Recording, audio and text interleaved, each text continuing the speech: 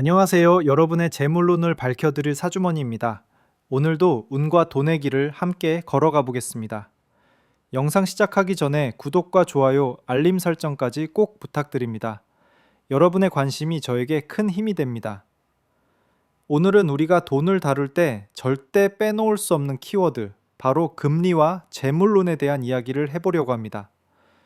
금리는 단순히 은행 이자율이 아니라 우리의 소비 습관, 투자 타이밍, 그리고 사주의 돈 흐름과도 깊게 연결돼 있습니다. 여러분의 운과 돈이 어떻게 맞물려 돌아가는지 지금부터 함께 살펴볼까요? 먼저 아주 간단히 정리해 보겠습니다. 금리가 오르면 돈을 빌리기 힘들어집니다. 대출 이자가 올라가고 소비와 투자 심리가 줄어듭니다. 금리가 오르면 자산 가격이 하락할 가능성이 높아집니다. 반대로 금리가 내리면 돈이 시장에 풀립니다. 즉, 대출이자가 낮아지고 소비와 투자의 심리가 증가합니다. 또한 자산 가격 상승의 가능성이 높아지죠. 즉, 금리는 돈의 흐름을 조절하는 신호등 같은 역할을 합니다. 여기에서 금리가 무엇인지에 대해 알아보겠습니다. 금리란 아주 간단하게 말하면 돈의 사용료예요. 우리가 친구한테 10,000원을 빌리고 1년 뒤 11,000원을 갚는다면 그 1,000원이 바로 금리입니다. 은행 대출이든 카드 할부든 결국은 돈을 쓰는 대가로 내는 사용료라고 기억하시면 됩니다. 그렇다면 금리가 오르면 무슨 일이 생길까요? 먼저 대출이자 부담이 커집니다.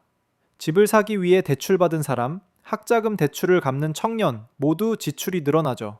소비가 줄고 기업도 돈을 빌리기 부담스러워져 투자를 줄입니다. 결국 경제 전체가 느려지게 됩니다. 예를 들어 1억 원을 빌렸을 때 금리가 3%라면 1년의 이자가 300만 원입니다. 그런데 금리가 6%라면 600만 원이에요. 부담이 딱 2배가 되는 거죠. 이처럼 금리 상승은 내 지갑을 얇게 만들고 경제 전반을 둔화시키는 중요한 요인입니다. 반대로 금리가 내려가면 어떨까요? 돈 빌리기가 쉬워지고 대출 이자 부담이 줄어듭니다. 집을 사거나 사업을 시작하려는 사람이 많아지고 소비와 투자가 늘어나면서 경제가 활발해집니다. 하지만 여기서 중요한 포인트, 금리가 너무 낮아지면 인플레이션이 발생할 수 있습니다. 왜 그럴까요? 금리가 낮아지면 사람들이 돈을 더 많이 빌리고 그 돈으로 소비를 늘립니다. 수요가 급격히 늘어나면 물건값, 즉 물가가 오르는 거예요. 돈의 가치가 상대적으로 떨어지고 물가 상승, 인플레이션이 생기는 겁니다.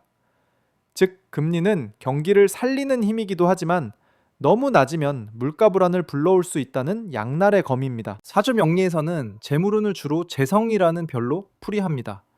그리고 돈을 어떻게 쓰는가, 투자나 소비 성향은 식상과도 연결돼요. 금리가 오르는 시기는 마치 사주에서 관성이 강해지는 것과 비슷합니다. 관성은 규제와 제약을 뜻하기 때문에 돈을 마음대로 쓰기보다 지켜야 하는 시기라는 메시지를 줍니다. 이럴 때는 보수적인 자산운용, 저축, 안전자산 선호가 맞습니다. 금리가 내리는 시기는 식상이 강해지는 것과 닮아 있습니다. 식상은 활동 확장, 소비를 뜻하죠. 그래서 이 시기에는 투자 기회가 많아지고 돈이 움직이기 시작합니다. 다만 과소비나 무리한 투자로 이어질 수 있으니 주의가 필요합니다. 즉, 금리의 움직임은 사주 속 별들의 흐름과 같은 패턴을 보여줍니다. 자, 그럼 금리와 사주를 실제로 어떻게 적용할 수 있을까요? 금리가 오르는 시기에 사주에서 재성이 약한 분이라면 꼭 지출 관리가 필요합니다. 작은 돈도 계획적으로 써야 합니다. 그리고 비겁이 강한 분이라면 불필요한 경쟁이나 동업에 휘말리지 않도록 주의하세요. 이 시기의 핵심 팁은 내 돈을 지키는 것입니다. 금리가 내리는 시기에 사주에서 식상이 강한 분이라면 투자가 기회이기도 하지만 충동적 소비를 조심해야 합니다. 그리고 재성이 강하게 들어오는 운이라면 저축보다는 투자나 사업 확장에 집중하면 좋습니다. 이 시기의 핵심 팁은 돈을 불리는 것에 초점을 맞추되 반드시 리스크 분산을 잊지 않는 것입니다. 그렇다면 내 사주에 재성이 언제 오는지 알 수 있는 방법은 무엇일까요? 재성이 언제 들어오는지는 내 사주의 일간과 재성의 관계를 파악하면 알 수 있습니다. 먼저 내 일간의 오행을 먼저 확인합니다. 예를 들어 내가 목일간이라면 금이 재성이 되고 내가 화일간이라면 수가 재성이 됩니다. 둘째, 재성이 무엇인지 알았다면 대운이나 세운에서 해당 오행이 들어오는 시기를 확인합니다. 예를 들어 목일간 사람이 대운에 금이 들어오면 그 시기는 재성운이 강해지는 시기입니다. 재성운이 들어올 때는 돈을 모으거나 투자 기회를 잡기 좋은 시기가 됩니다. 다만 다른 별들의 영향도 함께 보아야 하므로 소비 습관과 투자 성향을 균형 있게 관리하는 것이 중요합니다. 오늘은 금리와 사주의 돈 흐름을 함께 살펴봤습니다.